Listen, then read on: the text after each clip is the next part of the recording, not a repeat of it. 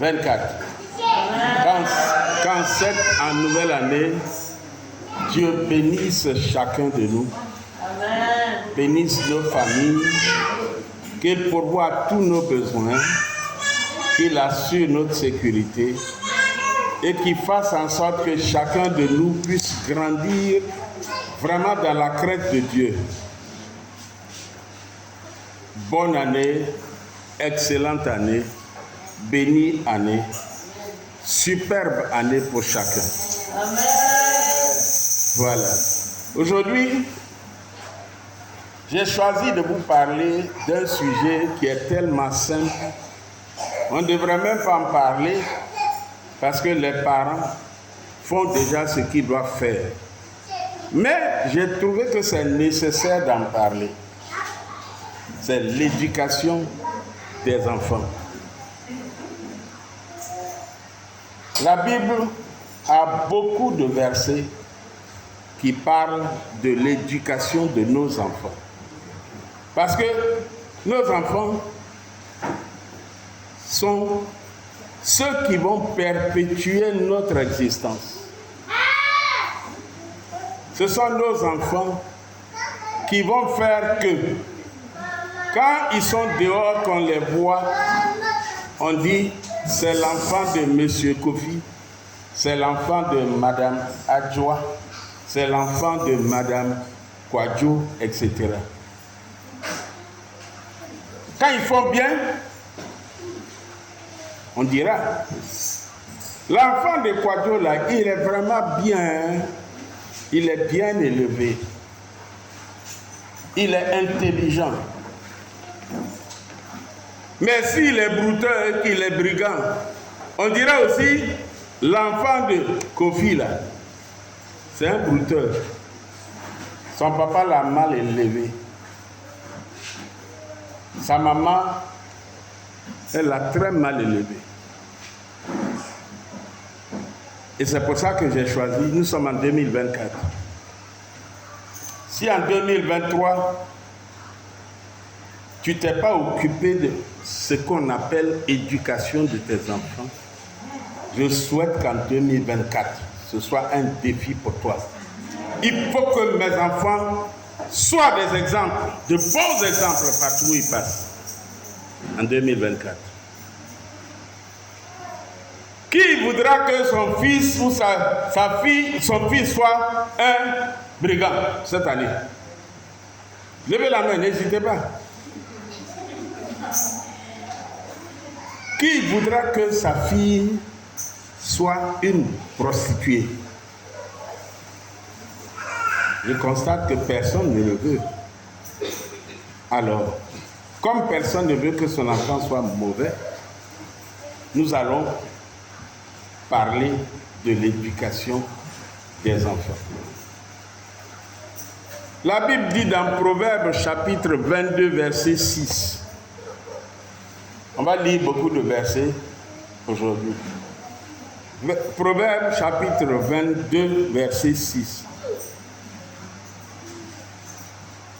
Il est dit, instruis l'enfant selon la voie qu'il doit suivre.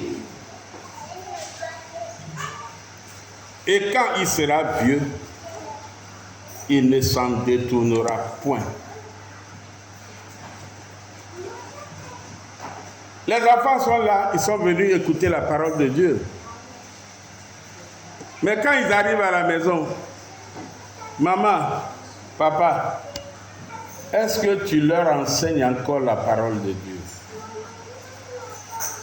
Est-ce que tu pries avec eux? Des parents un jour sont allés quelque part pour manger. Et dès que la nourriture est arrivée, les parents ont commencé à manger. Il y a un de leurs enfants, petit enfant qui dit, papa, on n'a pas encore prié. Et papa dit, ah, excusez-moi, on va prier. Pourquoi? Parce qu'il leur a appris à la maison à prier avant de manger. À prier, à dire merci à Dieu avant de manger. Mais si ton bon garba avec un bon poisson est devant toi, et puis un coup tu mets ta main dedans, tu commences à manger, ton enfant est là, lui aussi il se suit. Il ne va jamais prier avant de manger. Quand même il va aller à l'école, le goûter que tu lui as donné là, avec sa main sale, tout ça, il va prendre et puis il met dans la bouche. Il ne va pas dire merci à Dieu. Et puis, Seigneur, pardon, il faut bénir le repas. Parce que papa et maman ne lui ont pas appris à prier. Moi, quand mes enfants étaient encore enfants, ils sont pratiquement tous mariés, il reste une. Quand mes enfants étaient enfants, je les félicitais quand ils apprenaient un chapitre de la Bible par cœur. Donc tous mes enfants connaissaient par exemple Psaume 23. Et quand ils ont fini d'apprendre par cœur, ils viennent me voir pour dire « Papa, je suis prêt ». J'ai dit « D'accord, on s'est donné rendez-vous le soir. Chacun va venir réciter ». Instruis ton enfant dans la voie qu'il doit suivre, afin que quand il sera vieux, il ne s'en détourne pas. Ça ne veut pas dire qu'il ne va pas un jour dévier, parce qu'il y a eu des enfants. Tu leur as appris tout ça, mais la société, les amis, la télé, Internet, les a menés à abandonner la voie de Dieu. Mais Dieu, il est gentil. Mais il sait nous chicoter. Et quand Dieu chicote l'enfant quelque part, il se rappelle ce que les parents lui ont enseigné. Et puis il dit, Seigneur, j'ai trop de problèmes actuellement, je te demande pardon. J'ai péché contre toi. Il faut me ramener sur la bonne voie. Ils reviennent voir papa et maman pour leur dire, papa, je veux revenir à Dieu. Et si tu ne leur as pas enseigné ça, mais ils vont continuer dans leurs bêtises.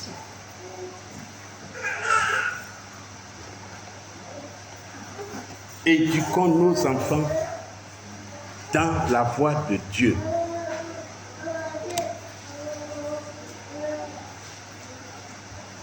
Éduquons nos enfants dans la voie de Dieu, chers parents.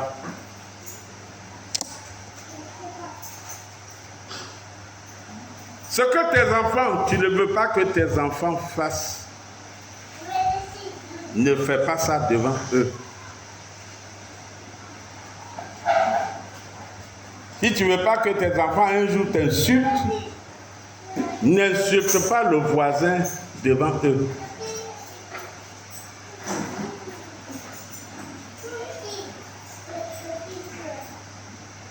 Montre-leur de l'amour, c'est ce que nous pouvons lire dans le psaume 103, verset 13. Comme un père compatissant, comme un père a compassion de ses enfants, l'Éternel aussi a compassion de ceux qui le craignent. Si tu témoignes de l'amour à tes enfants, eux aussi seront des gens qui ont de l'amour et qui témoignent de l'amour autour d'eux. Et quand ils auront des enfants, ils vont aussi témoigner de l'amour à leurs enfants. Mais si tu es méchant avec tes enfants, ils deviendront des méchants.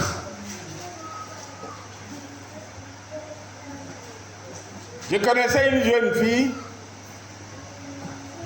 une jeune étudiante, qui m'a dit ceci. On était ensemble dans la cité Mermoz, et puis les étudiants ont commencé à crier. Je ne sais pas ce qui s'est passé, et puis les étudiants ont commencé à crier. Wow! Comme quand il y a football, match. Ou bien une discussion chaude entre étudiants. Et puis son cœur a commencé à battre. Boum, boum, boum, boum, boum, boum. J'ai dit, il y a quoi? Il a dit, c'est le bruit des étudiants. Et pourquoi? Le bruit a fait battre son cœur.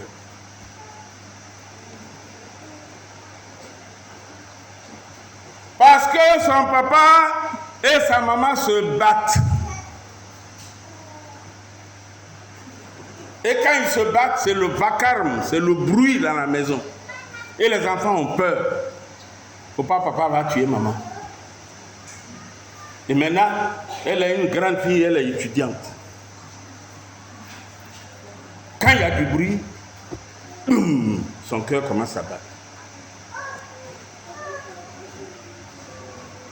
Instruis l'enfant selon la voie qu'il doit suivre, afin que quand il sera vieux, il ne s'en détourne pas.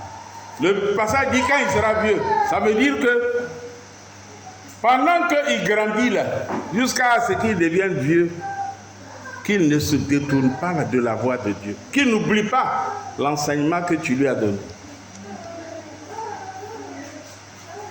Si tu dis que tu es chrétienne, ou bien que tu es chrétien, quand on voit tes enfants, ou quand toi-même tu vois tes enfants, tu dois être fier. Ah, mes enfants là, ils aiment Dieu.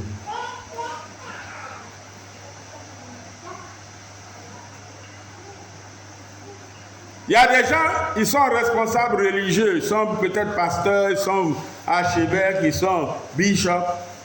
Quand tu regardes leurs enfants, tu n'as même pas envie de dire que c'est l'enfant de mon pasteur qui est là. C'est l'enfant de celui qui m'a enseigné la parole de Dieu qui est là. Tu n'as même pas envie de dire ça. Et puis après, ils deviennent autre chose. Mais l'enfant que tu as élevé, ton enfant là, est le reflet de ce que tu fais chez toi à la maison.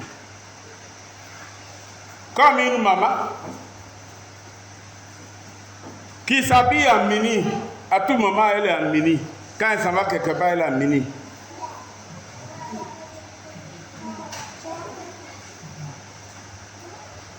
Quand elle veut s'asseoir, elle va tirer son habit, la tirer pour allonger l'habit qui ne peut plus s'allonger.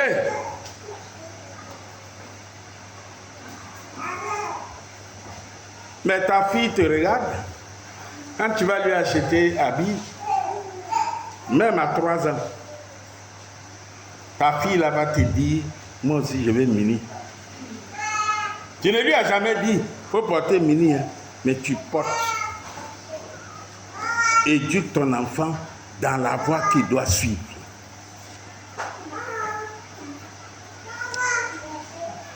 Et donc quand je rencontre des femmes dans la ville, et puis je les vois, elles sont gênées. Par exemple, si on est dans une salle d'attente, il y a une devant, puis je suis assis ici, elle est gênée, elle tire son habit là. Je dis non, il faut laisser. Quand tu as quitté chez toi là, tu sais ce que tu as porté, non? Il ne faut pas te gêner. Tu sais ce que tu as porté avant de quitter chez toi. Tu sais pourquoi tu as porté et que tu portes mini tous les jours. Donc, il ne faut pas te gêner. Ce que tu veux montrer là, il faut laisser. Nous, on va voir en même temps.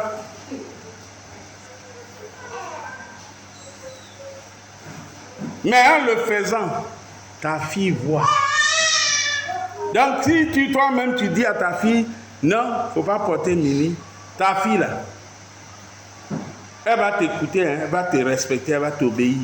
Mais elle va acheter une robe mini.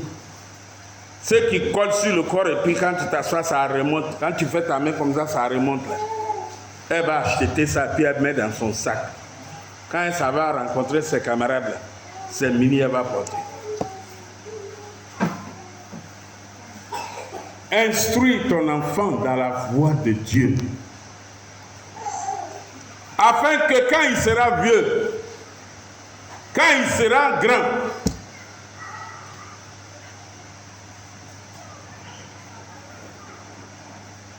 il ne se détourne pas de cette voie. Deutéronome 4, verset 9 nous dit: seulement prends garde à toi et veille activement sur ton âme tous les jours de ta vie, de peur que tu n'oublies les choses que tes yeux ont vues et qu'elles ne sortent de ton cœur. Enseigne-les à tes enfants et aux enfants de tes enfants. Deutéronome 4, verset 9. Vous savez quoi? Les enfants observent tout. Des fois, vous avez l'impression que les enfants n'observent rien. Vous avez l'impression que les enfants, ils sont petits. Des fois, on a l'impression qu'un enfant de 2 ans, il est trop petit. Mais quand l'enfant de 2 ans, là, il vient te dire, ou il dit à ses camarades dans une causerie entre eux, papa fait ça, ou bien maman fait ça, tu es étonné.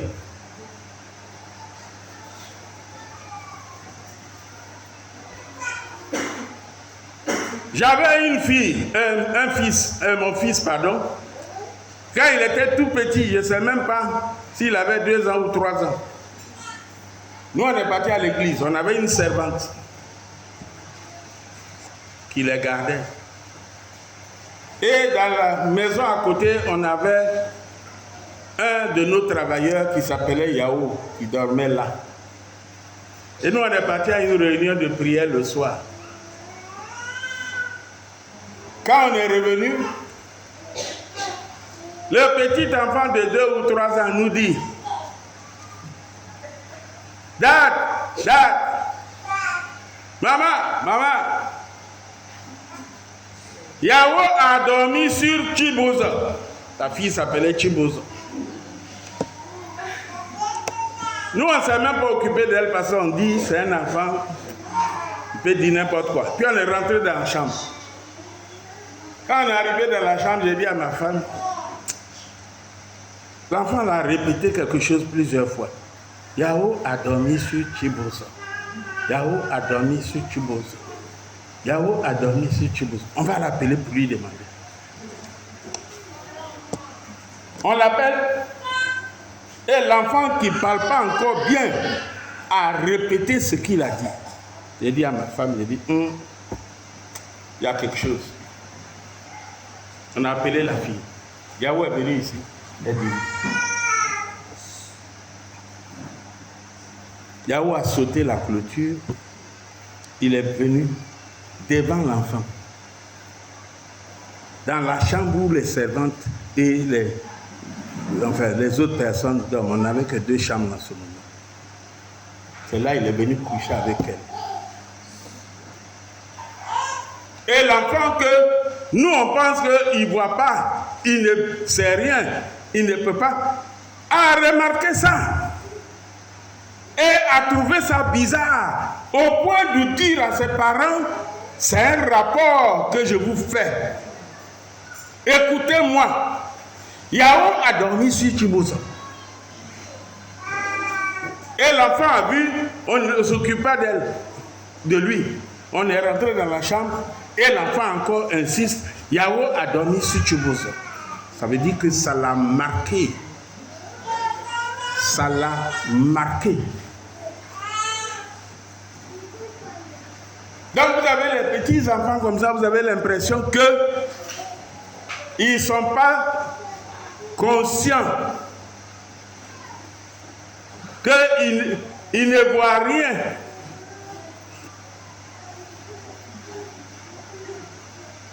Il y a quelqu'un qui me disait récemment,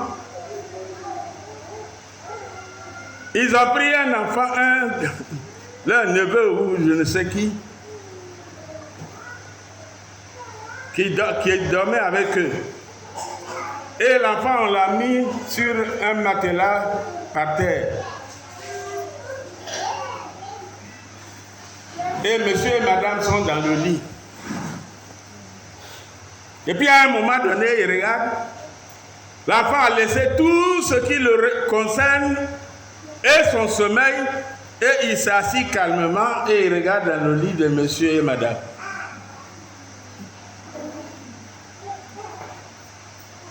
Et il aurait pu remarquer tout, ne rien dire, mais ça reste dans sa tête, ce qu'il a vu là.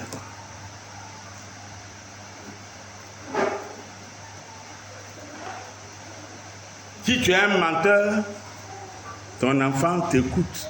Je lisais un document hier, parce que je suis en train de préparer une conférence sur une vidéo sur la prostitution.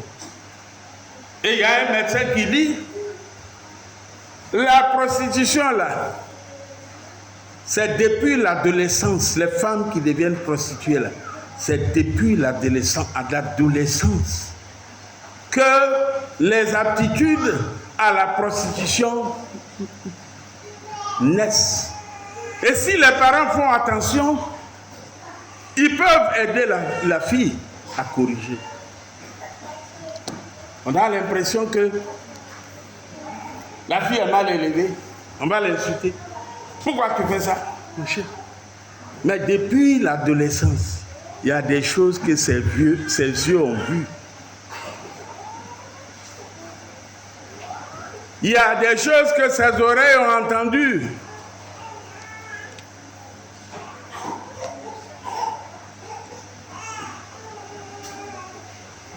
Donc faisons attention.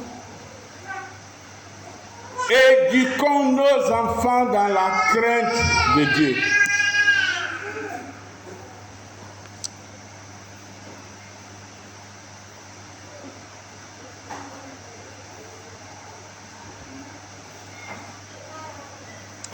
Éphésiens 6, 4 nous dit, Père, et vous, Père, n'irritez pas vos enfants, mais élevez-les en les corrigeant. Aujourd'hui, vous avez des parents, ils ne veulent pas qu'on corrige leurs enfants.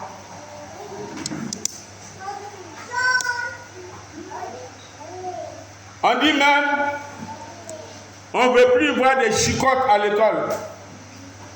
Nous là, on nous a chicotés. Et puis on est devenu quelqu'un.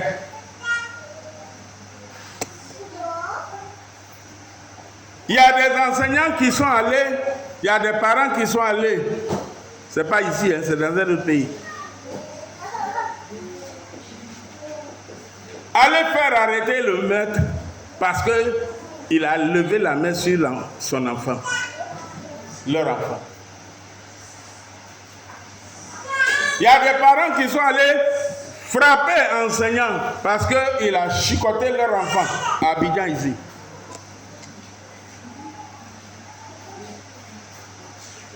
Moi, si tu viens faire ça chez moi, ton enfant là, je vais lui dire, mon petit, je ne te chicote plus, hein. Si tu veux devenir brigand, il faut devenir brigand. Si tu veux devenir voleur, il faut devenir voleur. Ton papa dit, il faut que tu deviennes voleur. Donc, il faut devenir ce que tu veux. Je ne vais même pas le chicoter. Mais moi, mes enfants, là, quand ils font une erreur, je les corrige. Mais la Bible, il y a un passage qu'on va probablement lire, qui nous dit, corrige-le, mais avec amour. Il ne faut pas le corriger comme si tu veux le tuer. Parce qu'il y a des parents, quand ils veulent corriger leur enfant, là, ils frappent comme si, même si l'enfant meurt là, ça ne fait rien. Non, je ne suis pas d'accord avec ça. À 7 ans, j'ai fumé. 7 ans. Et mes amis et moi, on partait fumer dans une école qui était à côté de la maison. Et puis quelqu'un nous a vus, nous a surpris. Et il a dit à mon père. Et mon père m'a appelé un jour. Et puis il m'a dit ceci. Il paraît que tu fumes.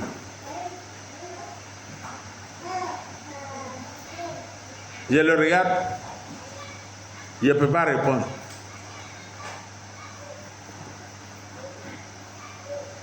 Il m'a reposé la question. Je le regarde. Je ne peux pas dire oui. Je ne peux pas dire non. Mais il savait que c'était oui. Il m'a donné une boîte d'allumettes plus un paquet de cigarettes. Il dit, il faut fumer.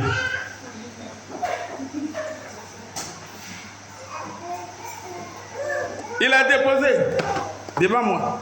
Il dit, il faut fumer. Lui-même, il fume. Lui, il fume. C'est normal si son fils fume. Son fils pense que ce que lui fait là, c'est bon.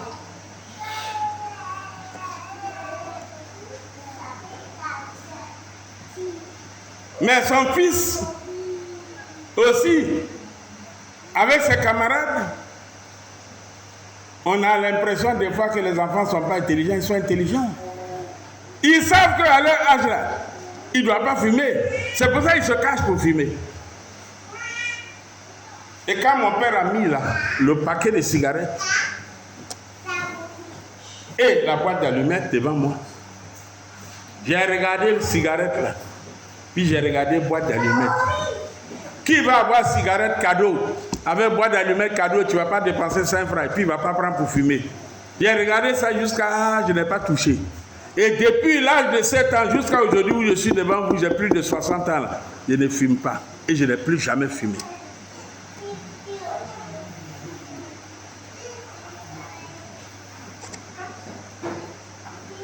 Instruis ton enfant dans la voie qu'il doit suivre. Il ne s'agit pas seulement de lui dire théoriquement ce que tu veux qu'il soit, ce que tu veux qu'il fasse, mais il faut être un exemple pour lui.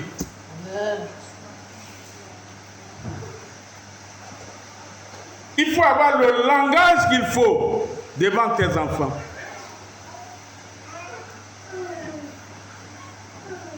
Il faut avoir le comportement qu'il faut devant tes enfants. Et c'est comme ça que l'éducation que tu leur donnes sera complète. Vous avez des familles où le monsieur il est médecin. Et tous ses enfants deviennent des médecins.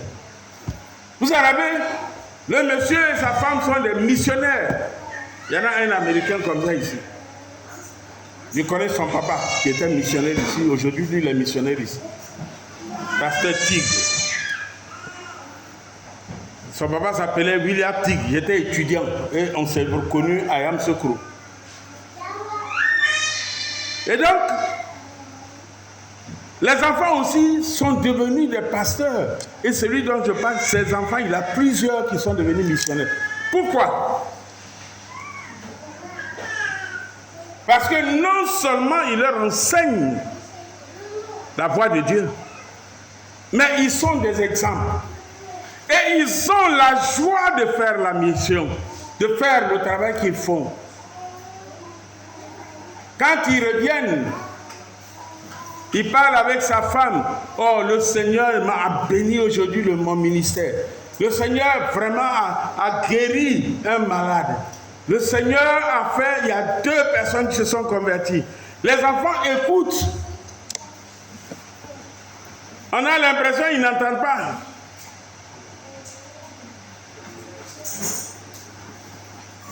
Et ils sont tous devenus des pasteurs. Et les médecins pour l'autre. Il y en a une autre famille, ils sont tous devenus, entrés dans le même métier que le père, sauf un.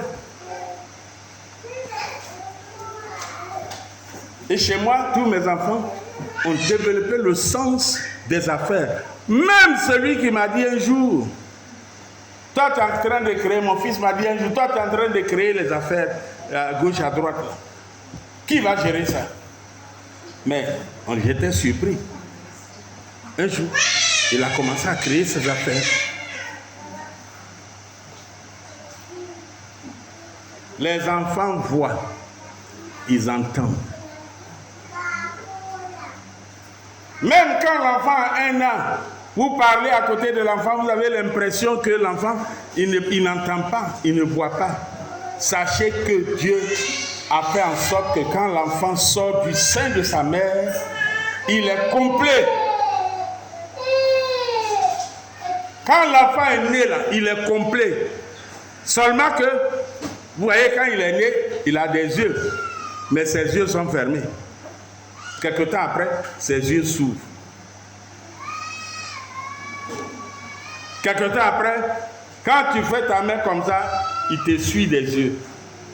C'est la même chose pour tout. Et les enfants, au début, ils ne parlent pas. Et puis un jour, ils commencent à parler.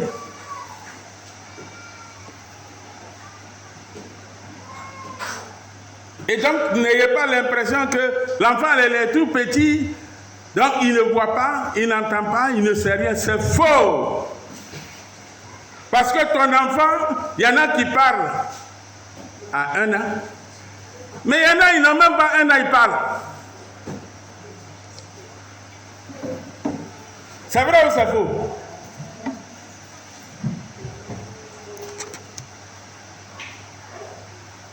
On me parlait, ma femme me parlait d'un de ses neveux qui était dans le car avec sa maman. Ce matin même, qu'elle me disait ça. Et puis l'enfant a dit quelque chose. Et puis tous les gens qui sont dans le car, ils partaient à Bundiali. Ils se sont mis à rire. Et l'enfant comme ça, il n'a même pas 3 ans, il parle. Et il parle et il dit des choses sensées. Maman, on s'en va dans ton village. Mais pour aller dans ton village, là, même André, c'est souffrance, hein, à cause de la route. L'enfant a dit ça dans le véhicule.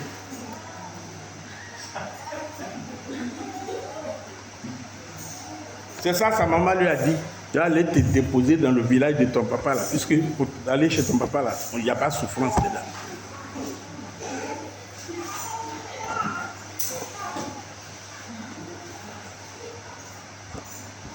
Lévitique chapitre 19 verset 29 dit: tu ne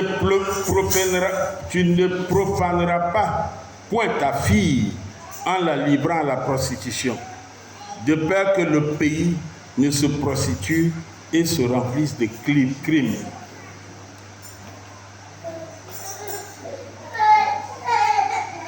Mes frères et sœurs, si la Bible a dit ça, il y a beaucoup d'autres versets. Je ne vais pas vous lire tous les versets qui parlent de l'éducation des enfants, mais sachez que c'est nous qui faisons ce que nos enfants deviennent, consciemment ou inconsciemment. C'est nous. 2024, prends la décision de faire en sorte que tes enfants ne deviennent pas n'importe quoi. Prends la décision, s'il te plaît.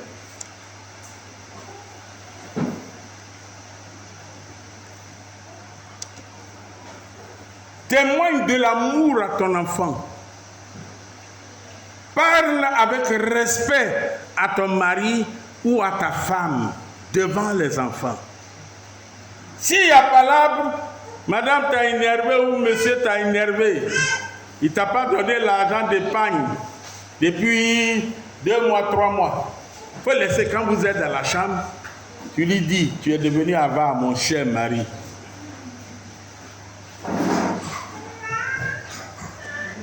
Quand vous êtes 2, parlez de ça.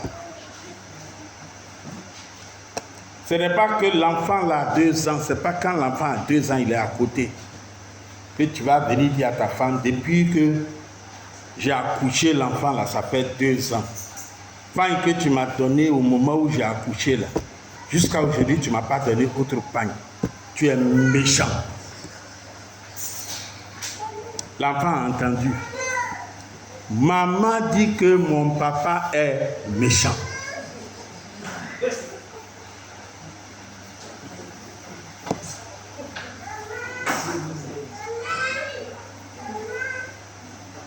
Je vais vous dire quelque chose que mon père a dit à ma mère.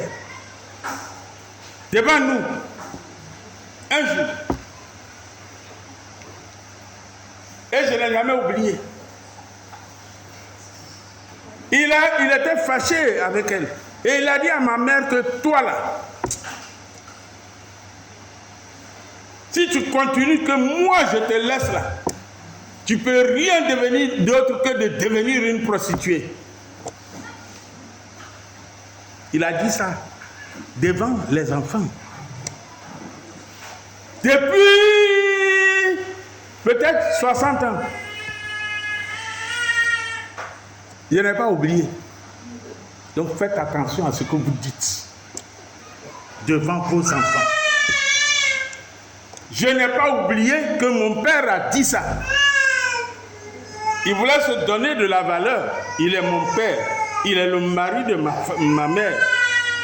Et il voulait lui dire que si elle déconne et puis décide un jour de la laisser là, elle ne va pas réussir seule. Est-ce que vous m'entendez? Mon père a dit ça devant ses enfants. Peut-être que lui n'a pas pris ça comme quelque chose de trop mauvais, mais c'est rentré dans l'oreille d'enfant. 2024. Attention. Maintenant, aujourd'hui, mes amis, mes frères, mes soeurs, il y a un téléphone. Tout le monde a cellulaire, même enfant. Tu es dans la maison. Et puis ton téléphone sonne. Et puis tu es en train de causer devant tous les gens de ta maison. Toi, tu ne sais pas qui est venu du dehors et qui a arrêté derrière toi, qui écoute toute ta conversation.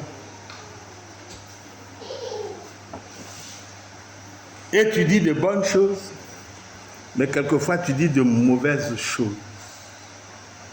Et tout ce que tu dis là, tu penses que tu es seul. Non. Ton enfant de 2 ans, là, il entend ce que toi tu dis. Il n'entend pas ce qu'on dit. Ton correspondant dit, mais il entend.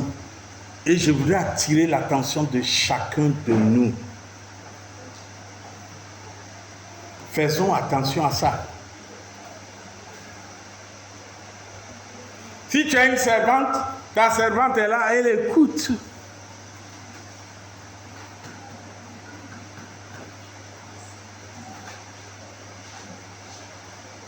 Ce n'est plus causerie entre monsieur et madame avec les cellulaires. Ça peut être quelqu'un qui t'a énervé au travail. Ça peut être quelqu'un qui t'a dragué dehors.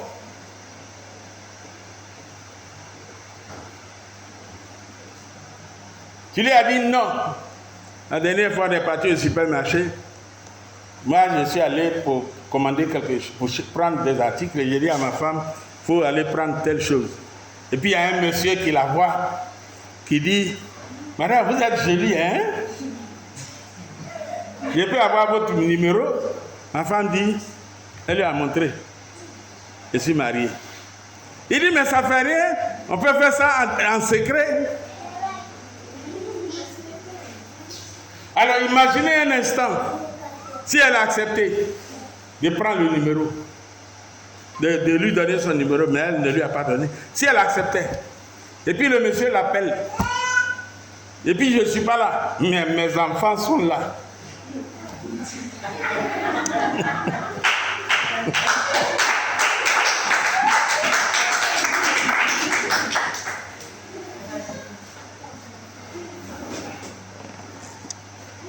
Vous avez applaudi, ça veut dire que vous avez tout compris. Donc vous voyez un peu, aujourd'hui, là, faisons attention.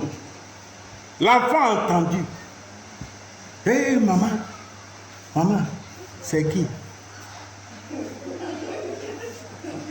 toute façon, tu as changé de position, tu es en train de rire, waouh. On dirait le monsieur là, il te dit des choses intéressantes. C'est qui? Papa arrive après, le soir. Et maman était au téléphone aujourd'hui, elle était enjaillée comme ça.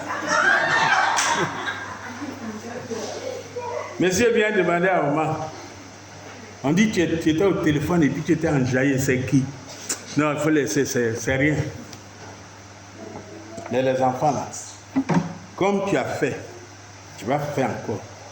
Tu vas faire encore. Et ils vont dire aussi à papa. Tous les jours, ils vont dire à papa.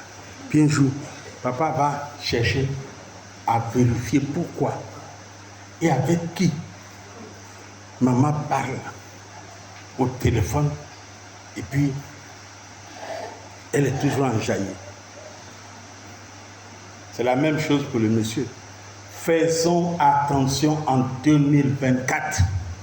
Soyons de bons exemples pour nos enfants. Disons de bonnes choses à nos enfants. Éduquons nos enfants dans les voies de Dieu, dans la crainte de Dieu. Tout ce qui est mauvais, qui peut affecter l'éducation de nos enfants, arrêtons ça. Que Dieu nous bénisse. On va se tenir debout.